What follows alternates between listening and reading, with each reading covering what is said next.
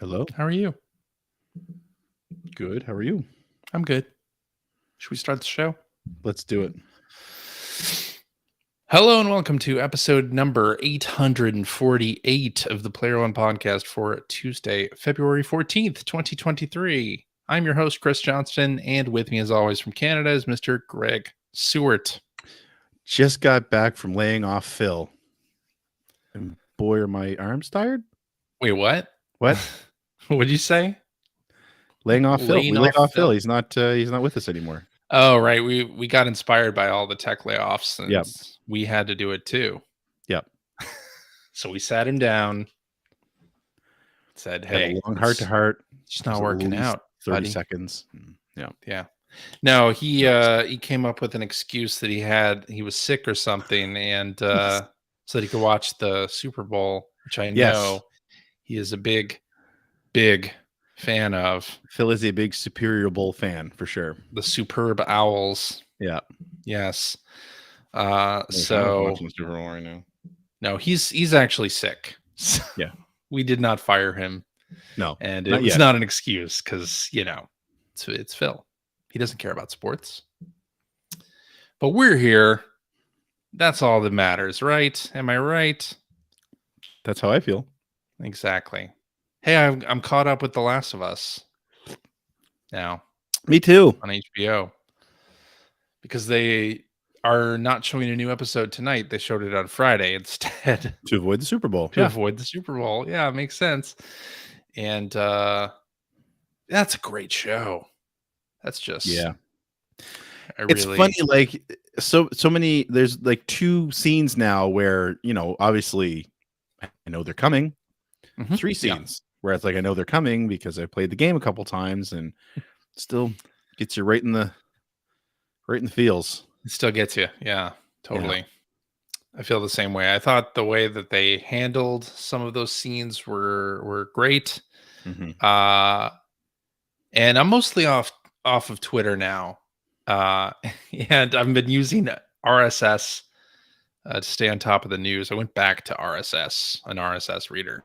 Yeah. Like it's 2010 suddenly all over again. I think we should all just migrate back to MIRC. That's not and a bad dial-up idea. connections. But or ICQ. Yeah. And I didn't realize that apparently people are upset about Melanie Linsky Yep. being cast as Kathleen, and how could she possibly be the leader of all these people? She's not a powerful woman or whatever like that. And see, to me, that was the beauty of the brilliance of her casting. Exactly. Yes. Like I was really, you know what? I'm going to back that up. I wasn't shocked to hear that people were, because of course people are upset about it because. Wait, there's something happening. People on the internet are going to be upset about it, right? Yeah. But for me, it was just like when I read that, I'm like I thought that was what made her effective, because absolutely because she's and this is me buying into a stereotype. Mm-hmm. But when you first see her with she's got a very sort of soft sing-songy voice. Yep. And she doesn't sound angry when she speaks when you first see her. And because of sort of she's got a diminutive size as well. She's almost matronly. Mm-hmm. Yeah. And then she's ordering the slaughter of a whole room full of people. I know. Like, what? Yeah. So to me, that was perfect casting, because, and I mean, I don't know. I don't understand the thinking behind the whole, well, she doesn't look like she'd be in charge of those people. It's like, but you're talking about people who have been living under basically a fascist regime after a pandemic that wiped out most of the population, turned most of them into zombies. Yeah. But they rose up after 15 years. You don't have to be the man or woman that looks like you're going to take the gun and take the first hill. That's right. Exactly. It's not necessarily what a leader looks like. You just need to be the one who knows how to whip up those feelings and inspire people to act. Yeah. How does that person look? How are you supposed to look? Yeah. I don't know. I thought it was great. I thought her performance was great. She's also great in Yellow Jackets. I don't know if you've ever seen Yellow Jackets. I've been meaning to watch that. Where That's else have I seen also- her? Because I've seen her before. Like, what other shows has she been in? Do you know? She's been in a lot. Okay. A I mean, I lot know of I've seen shows. her before, Yeah. but yeah, it's just so. Anyway, we Internet. can't have nice things. It's just Yeah. you can't enjoy something. It has to be everything has to be a controversy of some kind. And See, this is why more people should leave Twitter and go to Mastodon, where yeah, because that won't become a hellscape in the next year. well, that's probably true. Yeah. No. Oh well. Anyway, Last of Us continues to be great, and I'm surprised at the pace at which they're moving through things. What happens when they get to like season 3 and 4? What are they gonna tackle? Well, I think Outpace the what game at people. a certain point. Well, yeah, I think will they have a season 3 or 4? Because I think No. what people are kind of assuming is that season 2 will be Last of Us 2. Mhm. So I mean, Well, I mean, looking at this being like record numbers for HBO, they're going to Mhm. want to continue that, right? Just like with Game of Right. Thrones. And do they get to the point where they've run out of stories from the source material and have to do they get to create the point new? where they retroactively ruin the whole series Yeah, with a terrible exactly. finale?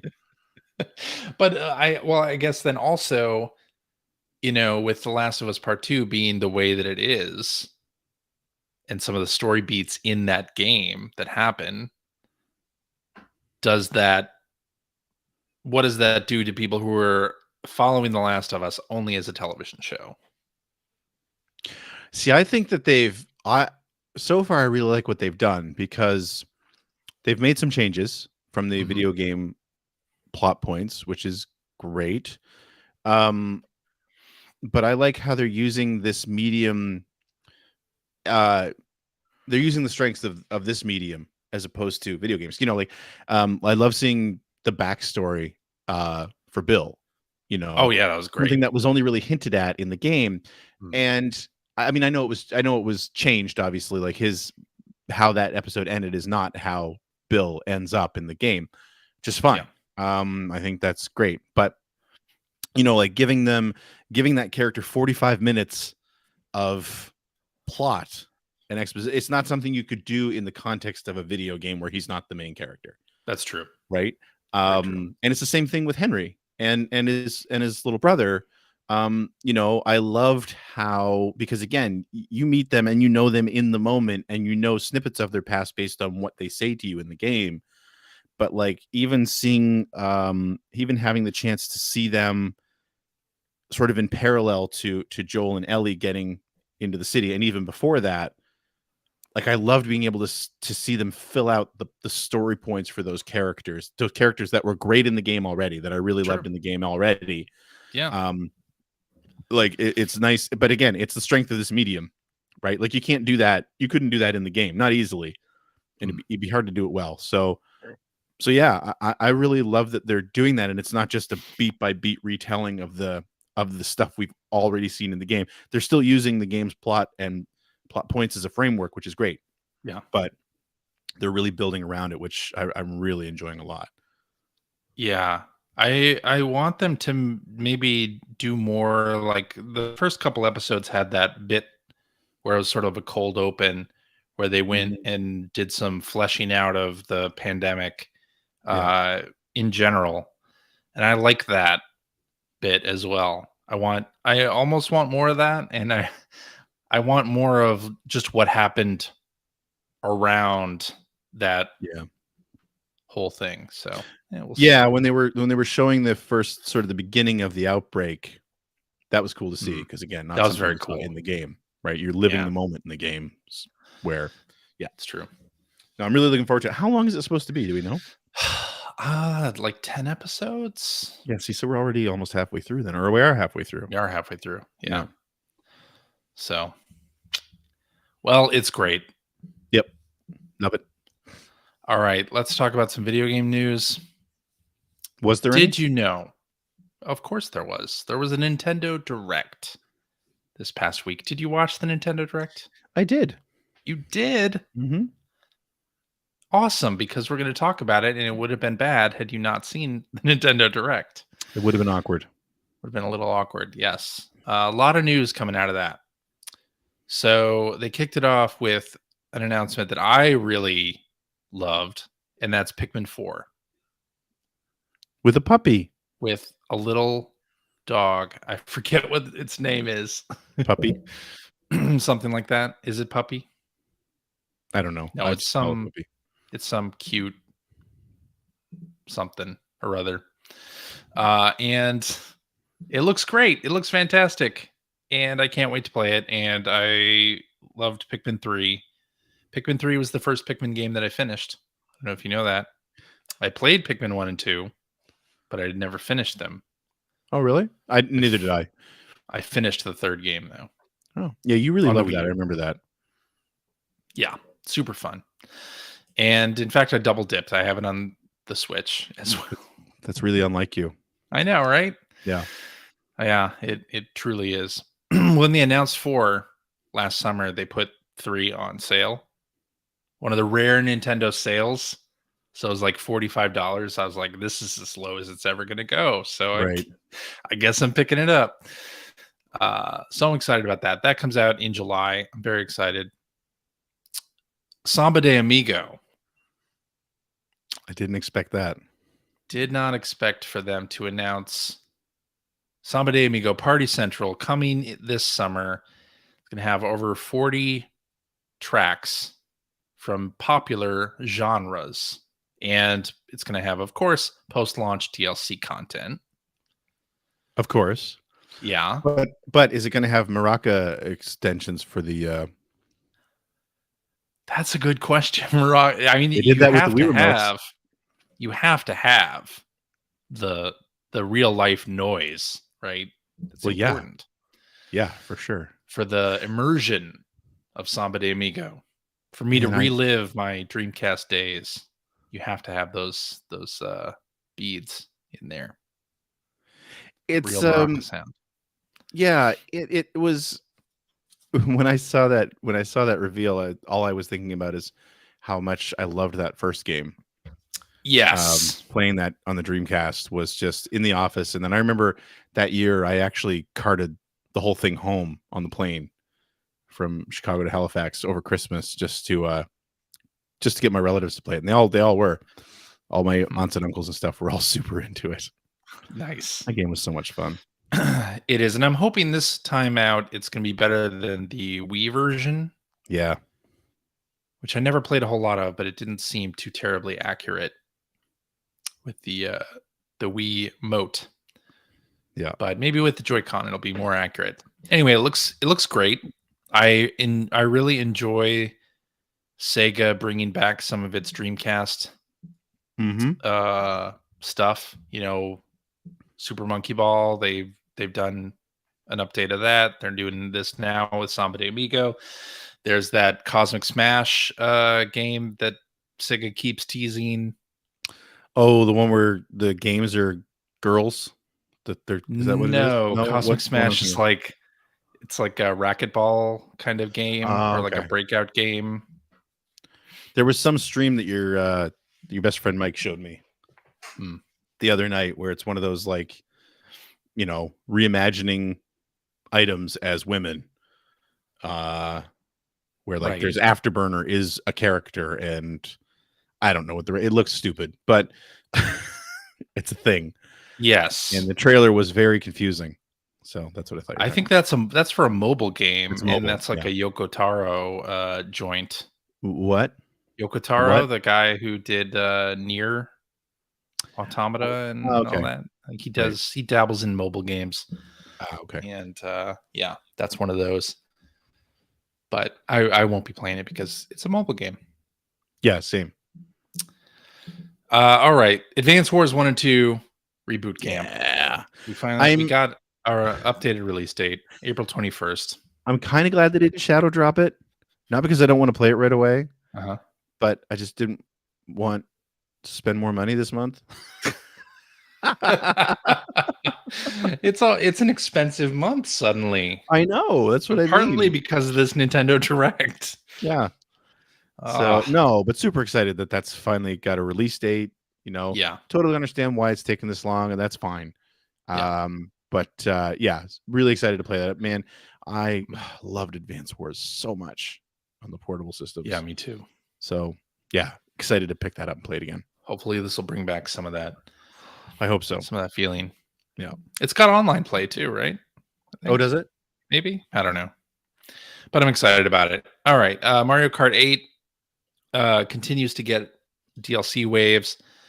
In this Nintendo Direct, they announced Wave 4, or some of the content of Wave 4 anyway. So it includes a track based upon Yoshi's Island. And the reason why this is an interesting announcement is the Yoshi's Island track is completely new. Yeah. So this is not in Mario Kart Tour on mobile, and this has not been in a previous Mario Kart game. So it's completely new. And what about Birdo? Is she new as well? Or Birdo is new as well. Last time Birdo was in a Mario Kart was Double Dash. Yeah, that's what I thought. Or maybe the Wii game. I don't remember. But it's been a while since Birdo's been a character in this. So it's exciting. I hope the Yoshi track is great. I'll be honest, I haven't even checked out the previous. I didn't check out Wave 3. Me neither. Yeah. I've been pretty underwhelmed, especially by the mobile tracks.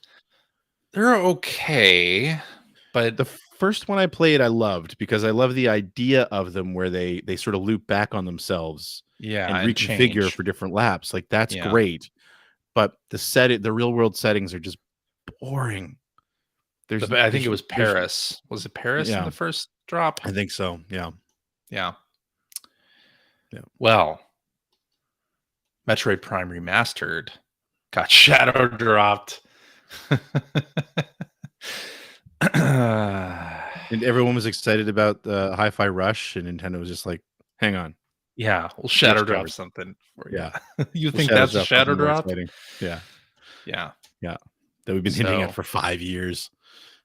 I mean, yeah, when the Switch first came out, it was rumored they were going to do a Metroid Prime 1, 2, and 3 remaster. This has been years in the making.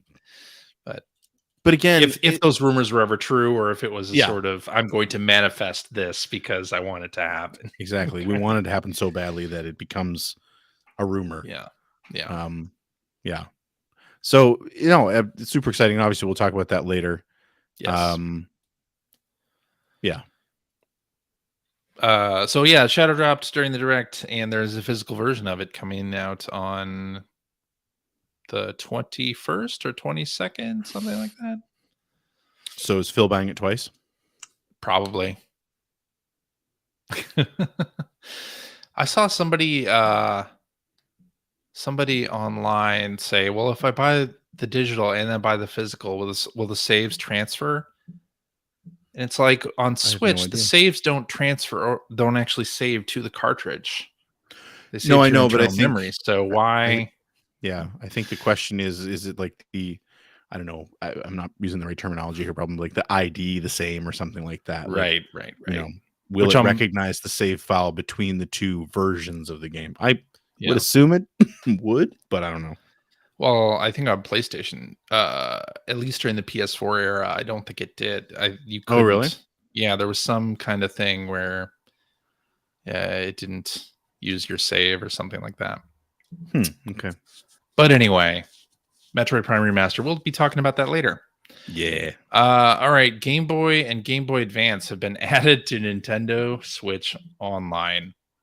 So Game Boy for free, GBA behind the expansion pack, right? That is correct. And not for free. I mean, you have to be a member of Nintendo Switch Online. Sure. You get that as part of that. Yeah. And then GBA is part of the expansion pack. Right. Did you play any of these? I did. I know you have, actually, because I can see what you've been playing. I did, of course. Loaded up the Game Boy section, played some Tetris. Well, first of all, I went into the settings of the Game Boy app. Yep. Which you can set to either original Pea Soup Green Game Boy Pocket, or Game Boy Color. Mm-hmm. So it'll play original Game Boy games in those color palettes. And I did end up meddling around with the classic visual setting. So it adds blur, doesn't it? It adds blur. That's what I thought. Yes, it does. Because I was playing, I played some Gargoyle's Quest because, hey, one of the first games is Gargoyle's Quest, which is one of my favorite games on any system, not just the Game Boy. Yeah. And I love the classic thing too. Ever since playing Castlevania Collection last year, the year before, I loved the filter that they had for the Game Boy stuff, where you could have that pea soup green and the LCD filter. Ghosting. But yeah, I don't think they did the blurring the same way. So when I turned all that on and then noticed there was a little bit of screen blur too, I was like, I shouldn't like this because it's not razor sharp, but I kind of love this. Yeah. Because boy, is this how I remember these games. That's right. Yeah, same. I played some Tetris. Best version. Game Boy Tetris. You can't say that, but I can say that. I like this version too. I like all Tetris games, honestly. Except the ones made by Ubisoft that were broken. Oh, when see, they came out. So no, this one, of course, it's great. Although there was a Tetris DX. I don't know if you remember on Game Boy Color when that launched, it had a Tetris game that was in full color, and this is not that. This is just the Super Game Boy or Game Boy Color palette. So I wonder if they'll release that. I know one of the things, it's not in there yet, but one of the things they showed that they teased in the Direct was the Oracle games are going to be coming. They did. So there are 4 titles they teased, and they are Kirby's Tilt and Tumble, because the Switch has a gyro, so they can play it. But you don't have to hold an N64 over your head to play it this time. You don't. No, I'm very happy about that. The Pokemon trading card game, which I know a lot of people have nostalgia for. Man, that was super popular in our office. I remember. I hated it. I hate the game. There were people who played a lot of it. Yeah, the card game itself is fine. To me, the game based on it, I hated it. But I understand why people love it. You're like, why can't this be more like Donkey Kong 64? Exactly. No, and then the Legend of Zelda Oracle of Ages and Seasons are those are great as well. And if you haven't played them, play them when they come out, because they're so good, and they're such a cool idea. Hopefully soon. Yeah. I also loaded up Wario Land 3. That was one of the first games, along with Tetris, that I got for the Game Boy Color originally. And it's fantastic, of course. And they launched with Super Mario Land 2, 6 Golden Coins, which I played a lot of as well, although I don't think I ever finished it. We got Metroid 2, Kirby's Dream Land, Zelda DX, or Link's Awakening DX. Alone in the Dark, which I never played the Game Boy Color version of Alone in the Dark. Okay. Sure, I guess. Why not? Game & Watch Gallery 3, which is excellent. All the Game & Watch Gallery games are awesome. And Gargoyle's Quest. Great game. Really happy in general with the launch lineup for the Game Boy section. Alone in the Dark notwithstanding. Although I don't know, maybe there's something great about that. Maybe there is. That's a fondly remembered game, and I just haven't played it. I don't know. But still, really happy with that lineup. Yeah, there are so many games that they could add to this. I'm very stoked to be able to potentially play Donkey Kong 94 again in the future, because that is a fantastic game, and I would really love it if more people were able to experience that game. You know what will never get added, or I'd be shocked if it got added, but somebody should try to make it happen? Ghostbusters 2. Ghostbusters 2 on the Game Boy was amazing. Oh yeah? It was basically the Famicom game. So for people who don't know, back in the day, Ghostbusters on the NES was a port of the Commodore 64 game from David Crane, which wasn't a good game. It just wasn't a good game. I have no other way to describe it. And Ghostbusters 2, Activision brought out Ghostbusters 2. I don't know if that was a David Crane game, which was entirely a shooter platformer, and it also was not good at all. But around the same time, they brought out the Game Boy game, which was, I think it was either a sequel or it was based on the Famicom game, and I forget. I think it might have been HAL Laboratories that made it. I forget who made it anyway, but it was a Japanese game, and it's an overhead team-based action game where you're running around. You pick one of the characters who are these great little super deformed versions of the 4 Ghostbusters, and you run around and you control the lead character, who can shoot the particle accelerators, particle beams, and then you press a button and the secondary character will fire a trap for the ghosts. That's cool. And it's just got this great art style where it's like, you're running around offices and like the court building and stuff like that, and it just looks really pretty. And they downported it to the Game Boy, and it looked great on the Game Boy. And it came here as Ghostbusters 2. So I have no idea. I really feel. See, of course, I 2 years ago I would have said we would never have gotten a Turtles collection either. So who knows? Yeah. That could change. But man, that is a Game Boy game worth tracking down. It's a Famicom game worth tracking down too. I played that so much on my Game Boy. It's really, really good. But yeah, that'd be cool to see a Ghostbusters retro collection. In general, you could put the Genesis game on there. You could put NES stuff on there. The Game Boy game. That's the thing. The arcade game that nobody played. Yeah, that's true. On there. But the problem with a Ghostbusters retro collection would be that there would be at least an equal number of games that were just like objectively not good games. That's true. That's very true. But still, historical preservation, dude. Come on. I'm with you. Yeah. Well, we also got Game Boy Advance as part of this. As we mentioned, it's part of the expansion pack. They launched it with Legend of Zelda: The Minish Cap, Super Mario Advance 4, Super Mario Brothers 3, Mario and Luigi Superstar Saga, Mario Kart Super Circuit, Kudurine, and WarioWare Inc. Mega Micro Games. Some really good stuff there too. Really good stuff there. The ones that are coming soon are Kirby and the Amazing Mirror, Metroid Fusion, Fire Emblem, F-Zero Maximum Velocity, and Golden Sun. So those coming soon games are pretty good too. It was really neat to see Kudurine included, because that's one of those games that sort of the people who have played it and know about it really like. And then most of us just never heard of it. Yeah, it never got brought to North America. It did get a release in Europe, and that's okay. I had a European copy of that, so I had played it before. And I think it also came out on the. Did they make a version on GameCube too? I want to say it came out in some form here,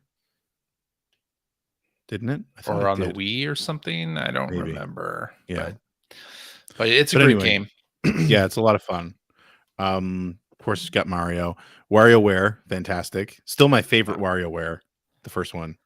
I think it might be my favorite as well. Yeah. Yeah, I was playing a little bit of that. I forgot how much I love the music and the sound effects in that game.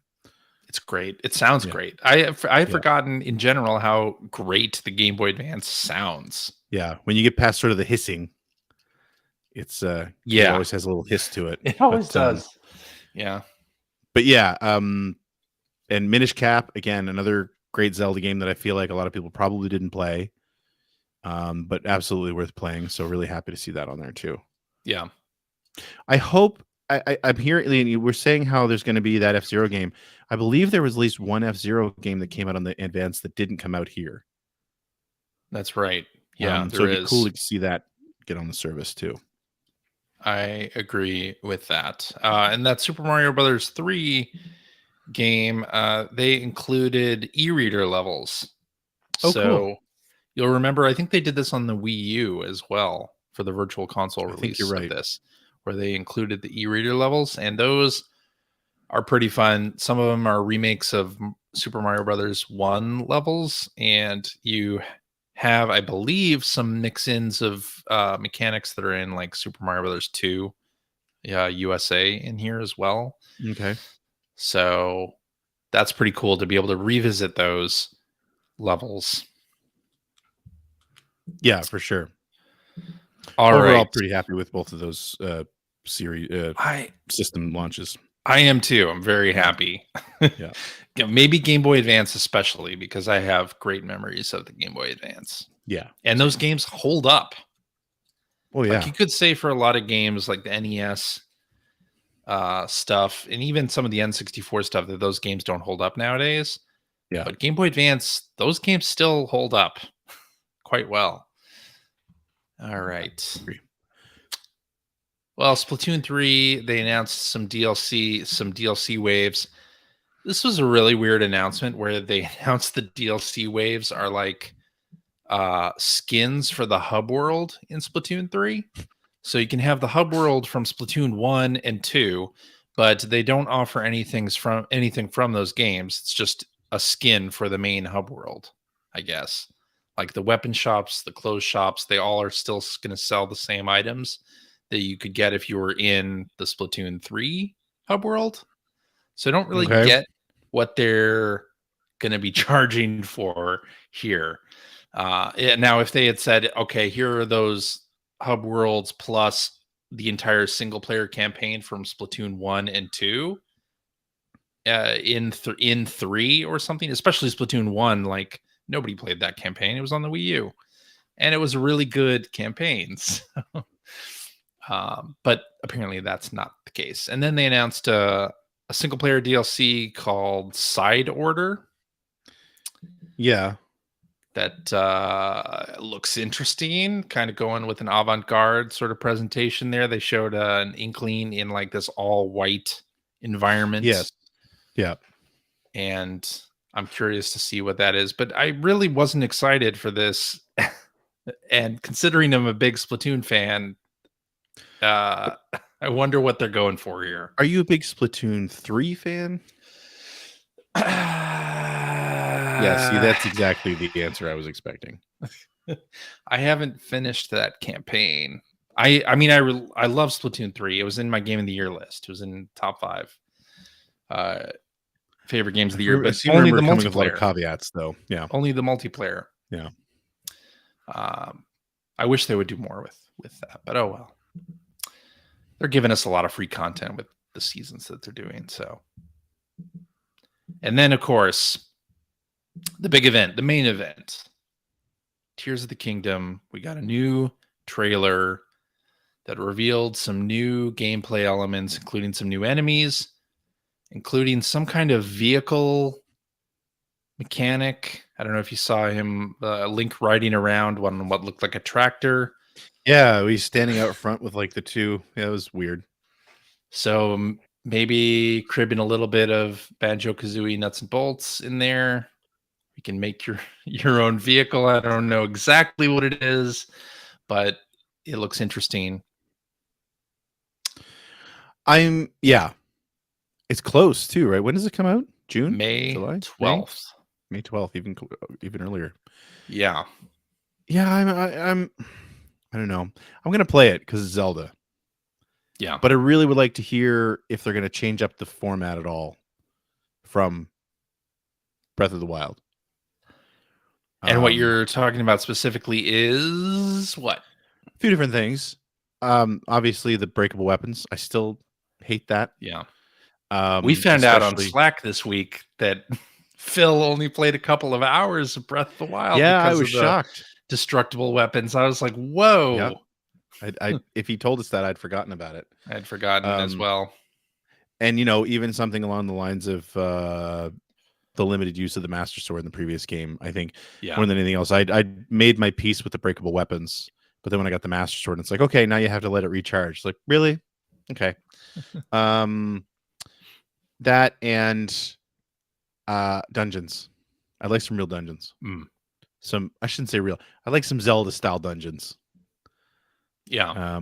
Because we just didn't. That to me was, any of the little quibbles that I had. I mean, I still liked the game enough to play through it. Yeah. And I still enjoyed it. I'm not saying it was a bad game. But my main takeaway, if there's one improvement I wanted to see in the sequel, I just missed that structure, and I'd like to see that brought back. And I think it absolutely could be brought back and not have a negative impact on what that game is. Yeah, I agree. Yeah, I even agree on the weapons thing. Like where I didn't mind the destructible weapons, I would be fine with them making something different or allowing you to have at least a few weapons that don't break, Right. that's fine with me. Yeah. But I mean, whatever. Like I said, it wasn't enough to ruin the game for me. No. I still liked it a lot. Still played through it. But Yeah. to me, the biggest thing I would just absolutely love to see some dungeons. Yeah, Old style I agree dungeons. with that. I agree with that. I mean, the Divine Beasts were fine for Breath of the Wild, but I want to see something new and different in this one. Mm-hmm.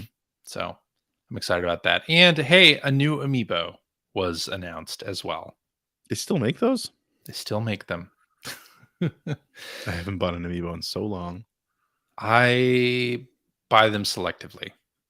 Yeah, If that I'm shelf playing back the there game. looks like you buy them selectively. Hey, don't look. Don't look. You know what? If there was some art on the walls, it would distract from the amiibo shelf. Oh, that's true.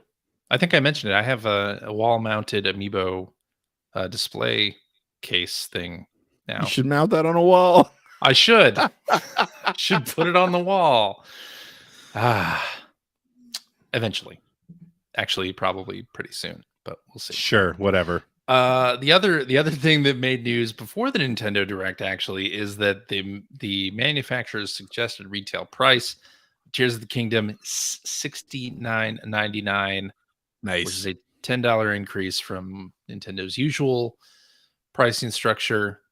So $70, the new high price for Switch games from Nintendo. Oh, I saw people saying that they thought it was just a one-time thing, which I thought. Well, was it is a really, one-time. Yeah, okay, sure it is. So I should say Nintendo came out later and said that they are going to be using variable pricing on their games and pricing them on a case-by-case basis, which has always been the case, right? Like Yeah. Metroid Prime Remastered. I mean, we saw that with Metroid Prime. Is $40.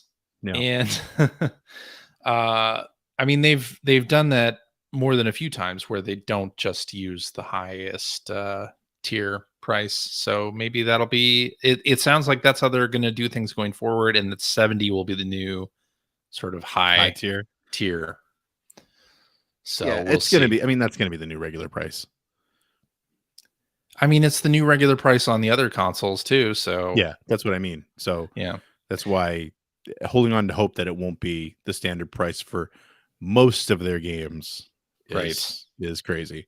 I liked a lot of the there seemed to be a lot of complaints on the internet over that price, and I just had to think about Canada and how much you've been paying, what the price of games there has been for years now. It's been higher than 70. So after tax, it's over 100 every time. Yeah. So, and I'm so tired of, and I know they're right, but I'm so tired of the people who are like, well, I paid X number of dollars for Chrono Trigger back in 1994, right, or 1995, or whenever that came out, and I'm like, I don't care. Like, $100 is still $100. Sure, you're right. That means that the game was more expensive in today's dollars, but it's like I'm still.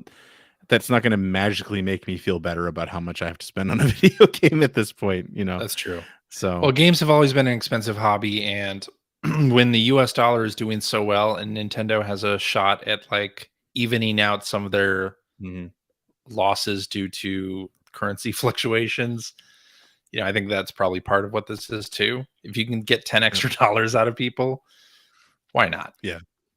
I'm still buying it. I can't bring myself to, not that I'm like, rah, Nintendo, do whatever you want, that sort of thing. But I just can't bring myself to get upset about it at this point, because it's been normal for Xbox and PlayStation games for a while now up here. Yeah. So, and when we hit that $100 threshold, it was just like, all right, this is officially expensive.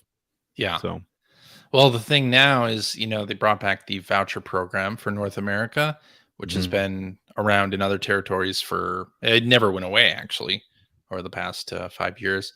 And Tears of the Kingdom is eligible for that. So $100 gets you 2 vouchers that you can use on 2 games. So with that, I purchased Tears of the Kingdom and Pikmin 4. I pre-ordered those digitally for $100. Normally, those would have been $130 separately. Not So bad. save $30. Plus, then you get gold points, which is like another $15 added on top of that for buying digitally. So I'm good with that.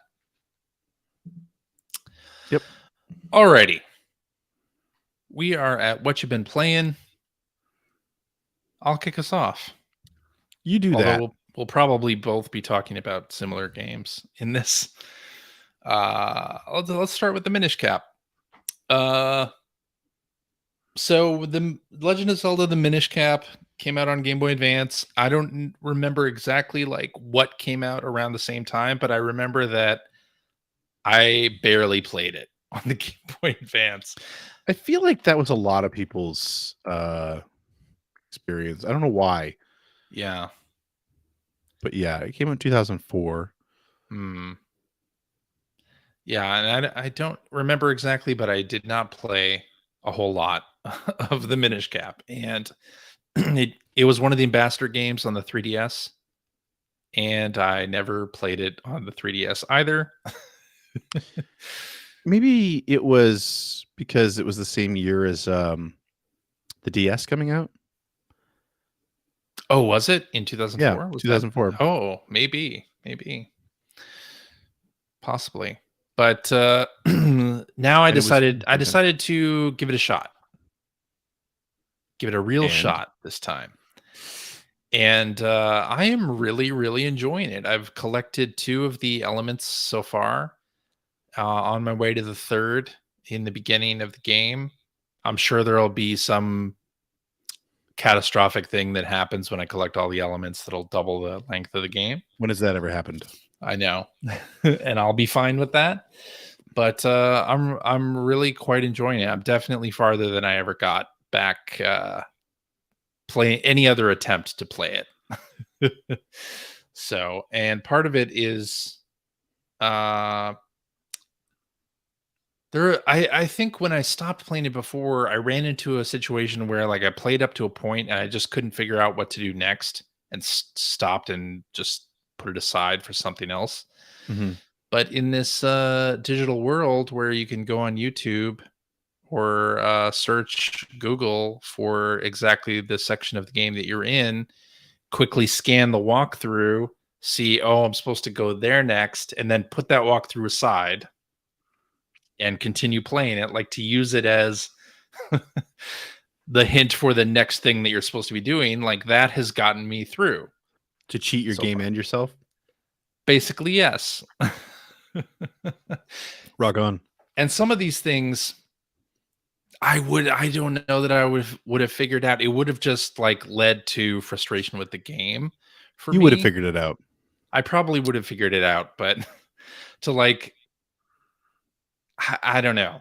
I don't want to wander around for an hour wondering what to do. There's a difference. DJ of 20 years ago would have been fine wandering around for an hour trying to figure out what. No, I would have put the game aside. CJ of 20 years ago did put the game aside. And yeah, so I'm back to it. I'm really enjoying the music. I mean, obviously it cribs a lot from the Ocarina of Time soundtrack and just has new arrangements of those tracks, and it's very good. But I'm really enjoying it. I like the dungeon design so far. It's been good. I've seen Tingle in the game, so you know it's a Zelda game when you see Tingle. And yeah, I'm enjoying it. Next up, Metroid Prime Remastered. This is another one of those games where I played a certain amount into the game and stopped. Really? I think very similar to Minish Cap, I got to a point where I just didn't know what the next step was and just put it down for another game. But very similarly, I have a walkthrough loaded up where I can just like scan through it and see where I'm supposed to go next. So I'm not wandering around. And there is a lot of backtracking in there Metroid is. Prime. And I'm playing this as well, and I'm actually to the point I'm not using a walkthrough just because I haven't bothered. But I've gotten to the point. I was playing through this for some other reason recently. I can't remember if it was to be on another podcast or what it was. And yeah, when you open up Magmore Caverns, and I forget the name of the ice area. Yeah. Yeah, I forget. Anyway, when you open up that area, I find that it gets a little bit confused. Like Yeah. I have trouble figuring out like where am I supposed to go, and I know there was probably Fendrana drifts. Thank you, Spanky, in the chat.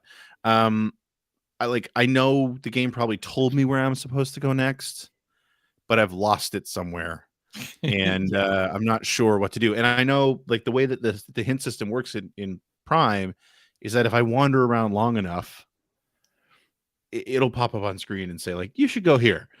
Yeah. So, that's going to happen. But I remember the last time I played this, which was a few years back, getting to the same point where it's like, I'm really not sure what I'm supposed to do now. Yeah. So yeah. Which was a bigger problem in Prime in general than it had been in Metroid games up to that point. Probably the perspective really changed a lot of it, but man, this, first of all, shadow dropping this remaster, fantastic. Yeah. I was not expecting to be playing so much of my Switch this week. Same. It looks great. I think there's more geometry in general, and the textures are obviously much better. But I feel like did they remodel all the bosses, or I don't know about that. the bosses look really good. They do look really good. Yeah. I'm very pleased about the accessibility options in this game. Like they have a number of control options, which is fantastic. So you can do the normal shooter dual stick thing. You can do the pointer controls with motion. And one of the options that they allow you to do is to have the HUD not move. So in Metroid Prime, it's a first person game. And when you move, the HUD has a little bit of a delay, right? Right, because it's supposed to simulate her head moving a little bit inside the helmet. That's right. Yeah. And that has the potential to give me motion sickness, that little delay. So I turned that off immediately, and I have not gotten any motion sickness from playing Prime Remastered, which I'm very happy about. Very, very happy. I love I did not. Okay, back up. With Prime, I played through Prime when it came out. It was a weird control scheme, but I liked it because it was very much, Halo wasn't that old at that point, and that was really when the dual stick thing became standard. So it didn't feel so radically different from what had been industry standard for years. And the GameCube controller would have sucked as a dual stick shooter controller anyway, in my opinion, because of the C-stick, the way the C-stick was configured. So it made sense to me, and I thought they made some really good concessions there with that control scheme. That being said, playing it a few years back, it's been so long since the Halo dual stick thing has been standard in shooters. That's what I wanted. And so, I was still playing it, but it felt old at that point, right? And I never ever played the Wii, the Prime Trilogy version with the motion controls. I tried Prime 3, and I just hated motion controls in that game. Really? Oh, okay. I just could not wrap my head around it. So I'm digging that. Yeah, this version, you can play with the classic control scheme if you want, which is fantastic, but you can play with the dual stick, which that's how I'm playing it, and it plays great with the dual stick. And I love that they've given you control options right down to the point where, like, one of the things Metroid Prime did really great, I remember talking about it, I don't know if I reviewed it or not, but I remember it being talked about in reviews, is that it had platforming. And anytime you jump, because back then it's like platforming in a first-person shooter, like I don't know, but they made it so that anytime you jumped, the camera tilted down, right, just slightly, so you could see where you were going, and that's actually an option you can turn on or off in this game too. I think it defaults to off actually, so it defaults to off. Yeah. So no, I'm loving how many different, like you said, accessibility options and just general control options they're giving you here. It just makes it so accessible to not even people who have like, issues with like motion sickness or something like that, but even just, what you're most comfortable with from a control standpoint. Yep. I think the motion controls are in there too. So, I mean, you've really got whatever Yeah. you want, you can play it that way. And it's fantastic. Exactly. Yeah. And I guess they changed some things like the door textures was a big I saw that somebody thing. was from Retro was talking about that on Yeah. Twitter. I actually don't mind this from a usability perspective. Having the doors be that sort of solid light blue, I think Mhm. actually kind of helps it in terms Yeah. of visibility for those doors. But yeah, I got to a point where I got to the snow area, which is Fendrana Drifts, That's as it. you said.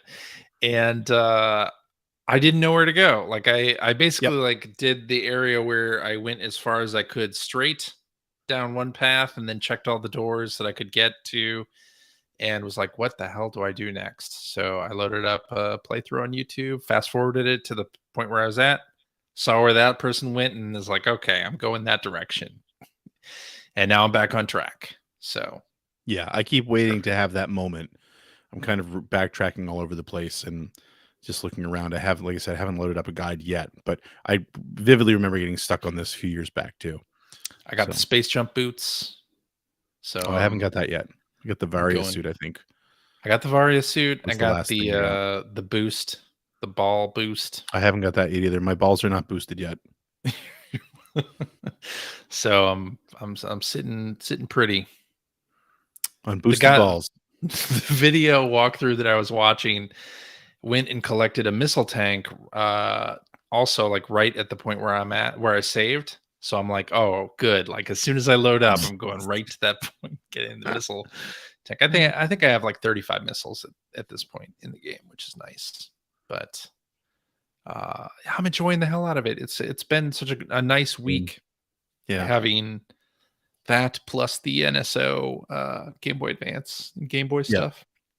My daughter started playing Minish Cap as well. Oh, We're cool. sort of playing that together, where I'll play some and then she'll play up to the point where I'm at, and then watch me play some more, and then play That's to so that point cute. as well. I love that she likes to do that with you. Yeah, it's been fun. So, and she's not normally like if she sees pixel art in a game, you normally like turns her off of it. Yeah. But she seems to be enjoying Minish Cap, which is nice. And part of it is that she was really into the Legend of Zelda manga series, and there's a manga book of an entire volume based on the Minish Cap. So, Oh, cool. yeah, Right. I'd forgotten. I heard somebody talking about that too. I'd forgotten that all of it had been like, I think all of Zelda's lore is in manga form now, isn't it? that's right. A lot It's of it all been anyway. translated into English. Yeah. Yeah. She has like 2 7-book sets of Nice. Zelda manga. I should So check some of that out. yes, indeed. So that's what I've been playing. I did not expect at the beginning of the week. I did not expect to be playing my Switch as much as I ended up playing. I expected to get a little further in Dead Space or Fire Emblem Engage, and it turns out I'm playing Metroid and Zelda instead. But what have you been playing, Greg? Well, when Metroid Prime Remastered came out, I kind of shifted gears into that, but I am still playing Dead Space as well. I think I don't know how long. All I know as far as where I'm at, actually, I just picked up the schematics for the second rig upgrade, which I desperately want because I've gotten to the point now where I've got 5 weapons, and just the amount of ammo that I'm carrying around is taking up all of my inventory space, and it's kind of driving me nuts a little bit. And I haven't had a chance to get back to a store, and like I want to store the flamethrower because I don't really use it. So once I've done that, things will get better. And once I upgrade the rig, but I'm just sort of, I remember there was that choke point playing it originally where it's like, because up until that point, it's pretty easy to just pick up everything you see and never run out of space. Yeah. And now it's like I'm constantly dropping things if I find something I really want. Especially where you keep picking up like those gold semiconductors that are worth money, but they don't do anything else. All they do, they only exist to take up an inventory slot and let you sell them at some point. Yep. Which Callisto Protocol does as well. Funny how that works. Yeah. But yeah, it's it's kind of like I said last week. There's not much more to say about it outside of it's been long enough since I played that game that I just a lot of the set pieces I don't remember. Yeah. You know, I remember the story beats and stuff, but like I came out to the atrium when you're going to the bridge, and it's a very cool set in and of itself. But of course, there's a meteor shower. Well, not a meteor shower. It's the moon's debris, I think, or yeah, flying past all the windows. And of course, the way the lighting and the shadows work in that, like, you know, a lot of the asteroids are casting shadows that are flying across the scene, and one hits while you're in there, and there's this big fight, and it's just all very cool. It's, you know, and if you don't remember that set piece existing, it's all new to me. I don't think I remember it. Yeah, well, that's what I'm saying, right? So yeah.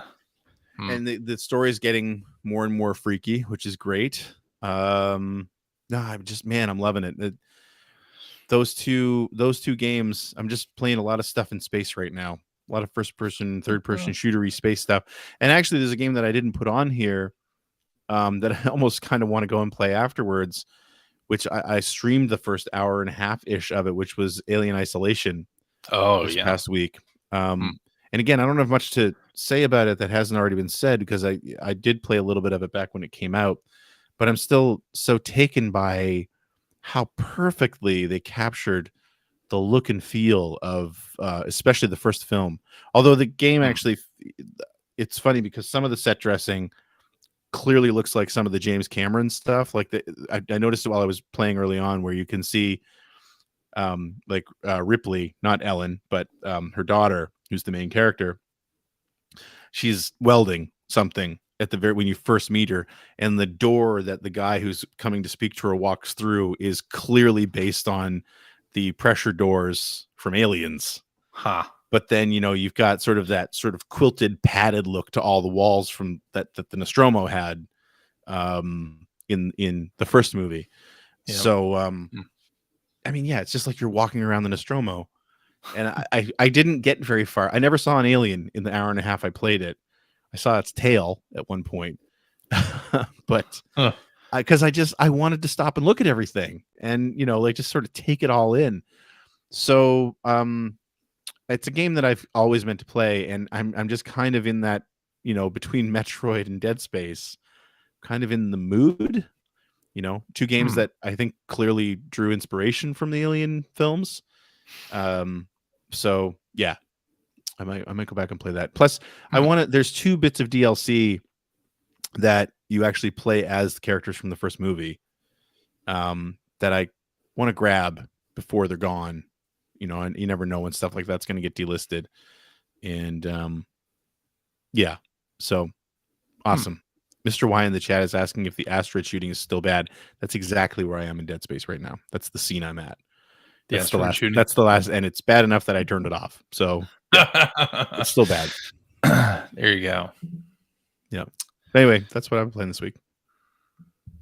Alrighty. I probably should have loaded up the tweets bit where Phil sings. Still have that. You could light a cigarette and do like a William Shatner version. I could. I'm not going to, but you could. I think I got it. Is this it? Tweedle-diddle-dee. Heavy breathing there. Tweedle-diddle-dee, tweet, tweet. Doesn't end. Wait. Where's tweet? Look out for the backdraft. Oh. All right, stop That's not right. Tweet. There it is. Okay, there it is. All right. It's time for tweets. Let me load up the page. And we'll do this one from Hacker alias Captain Logan. How does the crew feel about the lack of PlayStation's state of play or proper promotion for the PSVR 2? I feel like the promotion for the PSVR 2 is based entirely on influencers, because I noticed all the unboxing videos were hitting this week. Yeah, we got a raft of unboxing videos on Friday. And then there was the GT7 stuff last week. So, I mean, yeah, it's been weird. that there hasn't been a lot of promotion, but I feel like that's their plan, is to use the press and influencers to market it Yeah. for them, basically. Well, it's a hard thing, right? Because VR is something you have to experience.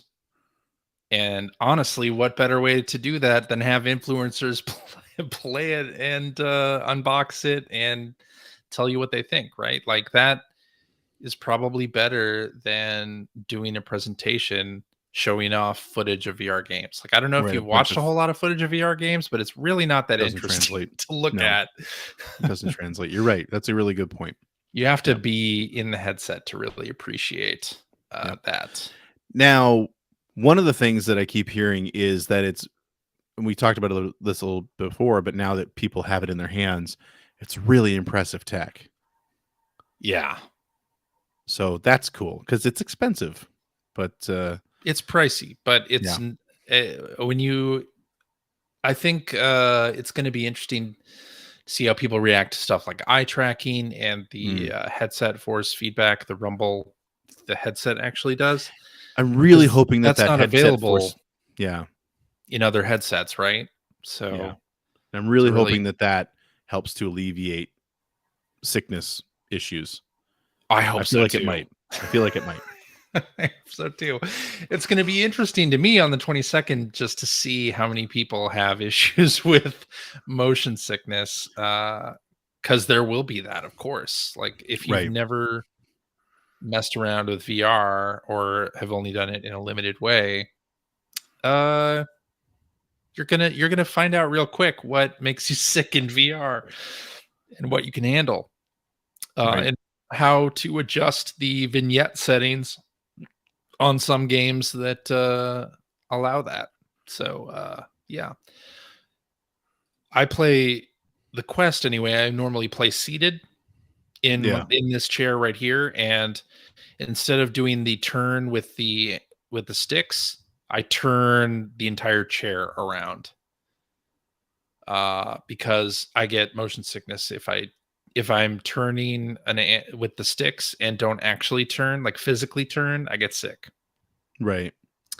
So I imagine it'll be similar with PSVR 2, where now you don't have to be facing the TV. You don't have to face the camera Yeah.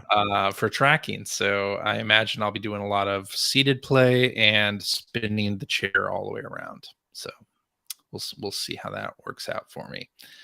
But in terms of like a lack of state of play, I mean, the year just started. Right.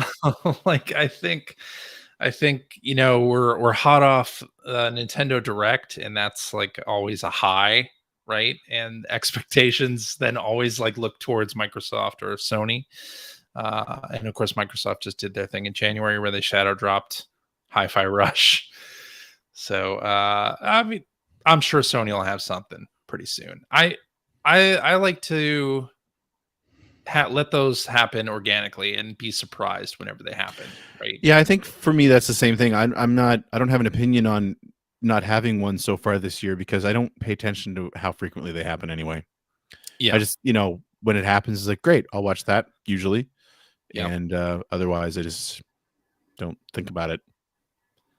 Yep.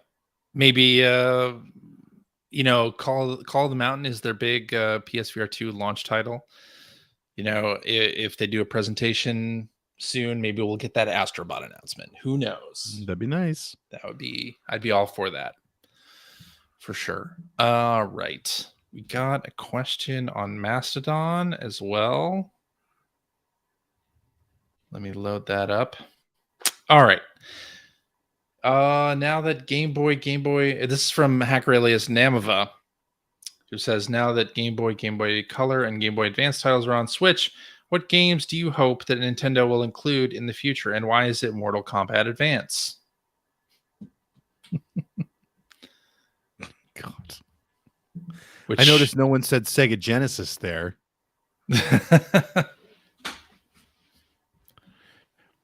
Game Boy. Well, Genesis we already has been on Switch for a while. Nobody cares. Yeah, Nobody it's old cares about news that. now. It's not the new hotness. I mean, we already talked about this a little bit. Like I said, I would love to see in some way to get Ghostbusters 2 on there for Game Boy. I would. I don't know if this will happen, and I don't think they're games that most people were really excited about. But based on the releases that have come out for the Super Nintendo and NES, this might make sense. I'd love to see Solar Striker and Cosmo Tank, just because I have very fond memories of both of those games. They're pretty nothing games that I don't think anyone would really be looking forward to, but I'd love to see them on there. Well, Solar Striker was a launch game, wasn't it? A Game Boy launch game Yeah, it was. I think from if it wasn't a Nintendo. It was launch, first was party very Nintendo, close right? to- yeah, it was very close to launch if it wasn't launched. Yeah. Yeah. Excite Bike. Give me Excite Oh Bike. man. Well, not Excite Bike. Excite Bike wasn't on the Game Boy. Yeah, it was. Or I'm sorry, No, it was the Motocross Konami game. Maniacs. Motocross Maniacs. Great game. Yes, I would Motocross love to Maniacs. see that come out. Yeah. Yeah. It'd be cool to see like I doubt it because Konami's doing collections, but like Nemesis would be nice to see on there. The Gradius game as well. Yep. Hell, I don't know. There's lots of great stuff. You think Mole Pokemon Mania. would ever get on there? Mole Mania. There you go. Come on. Mole Mania. We said Donkey Kong 94. We did. Do you think Pokemon would ever get on there? I mean, they announced the Pokemon trading card game. Yeah, that's true. So maybe Pokemon Pinball would be fantastic to get on there. Pinball. That was a great game. Yeah. Plus, you've got Rumble, right? Because that was one of those games you had to put a battery in the That's true. cartridge to get Rumble. There are already games on the Game Boy Advance on Switch that do Rumble. Oh, I there you go. think. So yeah, Rumble would be. I'd love nice. to see the Final Fantasy Adventure and Legend games, but again, those have come out in a separate collection, so I doubt that would happen. But Drill Dozer. yeah, Drill Dozer. Game Boy Yep. Advance. there's a lot of good stuff. The Pokemon games, I almost think like they would do a separate paid for collection or something like that. That's why I Since was it's asking separate. if you thought, because yeah, that feels like something they would charge money for. Probably. I mean, they did put the Pokemon games up on Virtual Console for 3DS, but they did it in a, I think they did it in a strange way, like different than other games. Obviously, I think they charged more for them, which okay, that works. Yeah. And I think they connected it to Pokemon Home or something like that too, which they could do now as well. That'd be interesting. Should get the Shining Force Game Boy Advance game on there. There you Shining go. Soul games. Yeah. That'd be great. Metroid Zero Mission. Fusion's already announced. I believe. Did they say that Zero Mission was coming soon? I want to say they did. No, Fusion. No? Okay. Yeah, Fusion would be great. Zero Mission for sure. Zero Mission was Mission's awesome. super fun. I could see them doing that. They're once they start sort of rolling with the Metroid releases, they just put Metroid 2 out there as well, and the Prime Remaster. So You know, I never played much of Metroid 2 on the Game Boy. now that I never owned that. Didn't like it at all. Mario Golf, that just came up in the chat. Especially the Game Boy Color. The Game Boy Color Mario Golf is fantastic. That's the one that like everybody wants Nintendo to do again, right? And along those lines, and the only reason I'm saying that is because they came out near each other. Metal Gear Ghost Babel would be fantastic to get on the system as well. Yes. It's a really good game. Absolutely. All right. Let's do this one from Hacker alias Jaspertine, who says everyone loves confident predictions, but that turn out to be dead wrong. For example, I once predicted that Fortnite was dead in the water because it took too long to come out and missed the cash in on Minecraft window. What are your favorite confident predictions made either by yourselves or Game Mag colleagues that totally missed the mark? And by contrast, what outlandish predictions that turned out to come true were the most memorable? Urban Champion on Nintendo Switch Online still hasn't been released. Still has not Up happened. until that service, they couldn't help but release that frickin' game. That's right. They did it just to spite you. They did. Bowser Yes. really listens to this podcast. I mean, he wasn't around at that time, but No. still. Predictions. I mean, Huh. I don't know. I can't think of any. I really enjoyed. You turn back the clock to like 2006 when the Wii was announced, and the gaming media didn't know what to do with the Wii before it came out. Mhm. Like they were Back when it very was called the skeptical of the Revolution. whole motion control thing. Uh and then it came out and suddenly like it was huge, so huge, and people you didn't see one in a store for 6 months. And it was interesting to watch that reaction because I don't think anyone would have predicted that the Wii would outsell the PlayStation 3. Right? That just doesn't seem like Yeah. something that would happen. And then it did. And it was just funny to watch the gaming press deal with what they thought was going to happen versus what actually happened. 2 GameCubes duct taped together. Yeah, exactly. That was the prevailing sort of wisdom at the time. If you think back, before people really saw it, there was a lot of skepticism about PlayStation, the first PlayStation, Yeah. because Sony didn't That's have true. a great reputation in the video game. I mean, No, they didn't. they had a good reputation for their tech with like the sound chip, especially for the Super Nintendo. Mhm. But as games makers, not at all. Like they Yeah. made terrible. They released generally terrible games, especially sports games. Yeah. So there was it felt like it felt like the smart money was on PlayStation not doing great, especially because we were also coming out of an era where there were so many other non-traditional gaming companies releasing consoles, multimedia consoles, that it all flopped. Mm. Like every one of them was a disaster. Yeah. So there was a time where I think a lot of people expected, and I mean, might be able to go back to magazines and see somebody say this. A lot of people seem to expect that the PlayStation might go the same route. It was common knowledge that Nintendo and Sega were going to continue to be the dominant companies. Nintendo Yeah. mostly, Yeah. because Sega had already started to erode their goodwill. But and then the N64 came out, and I mean it did okay, but against the PlayStation, it was kind of not even close. Yeah. So Was when the Vita and the 3DS came out around the same time oh too, yeah, right? yeah, And a lot of people were like, "Well, Nintendo's done. Like the Vita is gonna yeah. be the one platform." Although to be fair, that was based on the first iteration of the DS, and the first The iteration, 3DS, yeah. I don't think Nintendo even had that much confidence in the first iteration of the DS. Was that the DS or the 3DS? The DS is what I'm thinking of. The DS came around the PSP, weren't they around at the Right. I'm same time? sorry. Yeah. Yeah. You're right. Yeah. 3DS and Vita.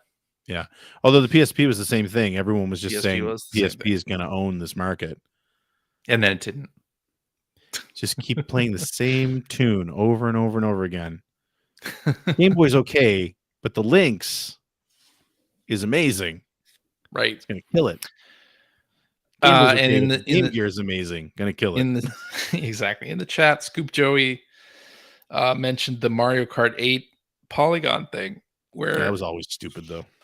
they did that chart that Mario Kart 8 was going to be the worst selling Mario Kart in the franchise, and had that ridiculous chart of like sales since the Super Nintendo or something like that. Yeah. And I mean, I think a lot of this kind of goes back to don't underestimate Nintendo. Like, even if they have a flop, they can make some good stuff for that flop.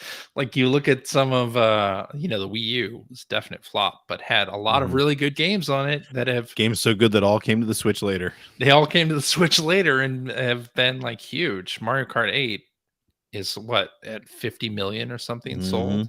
Like it's just a monster. So yeah, don't underestimate Nintendo is the lesson there. Yeah. That's it. I think that's the show. Is that a show? I think it is.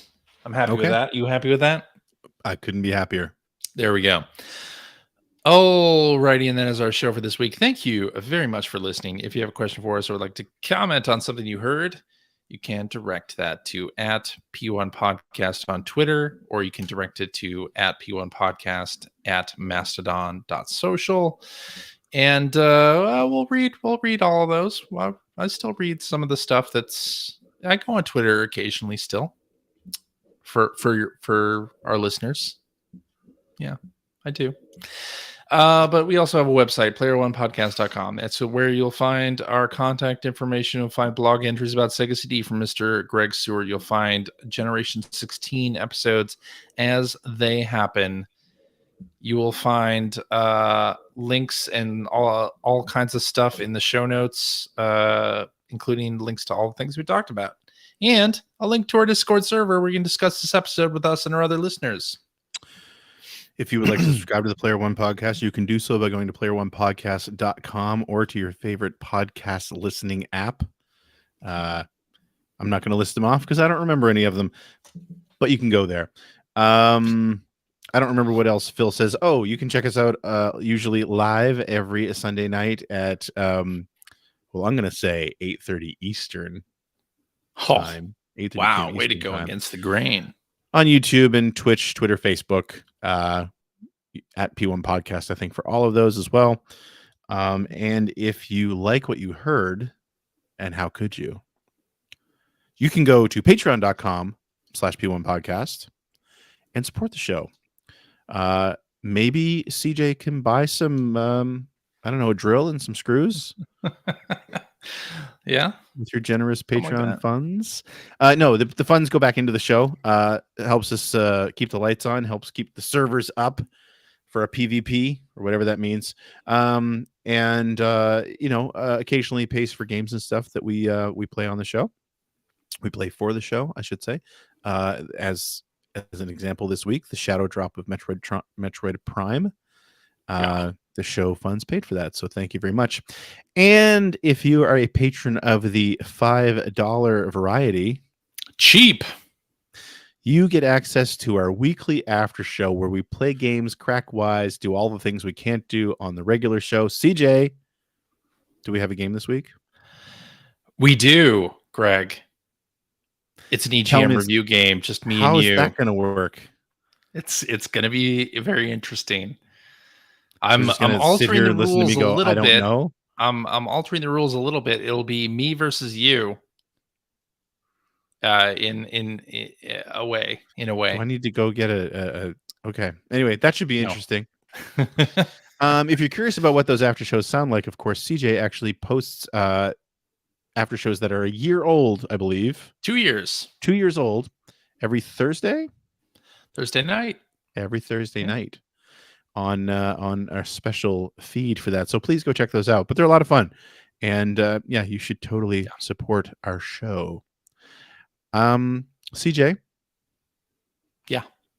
Thank you so much for hosting this week. Thank you, Greg. Don't you want to also talk about Generation 16? Yeah, go to my YouTube channel. Okay. It's better when Phil talks about it. I see. And Phil, hope you feel better. Hope you and the fam are doing fine. Yeah, I think that's it. We're good. I think it is. Yes. Thank you for listening. Hope to see you all next week. Bye, everybody. Bye.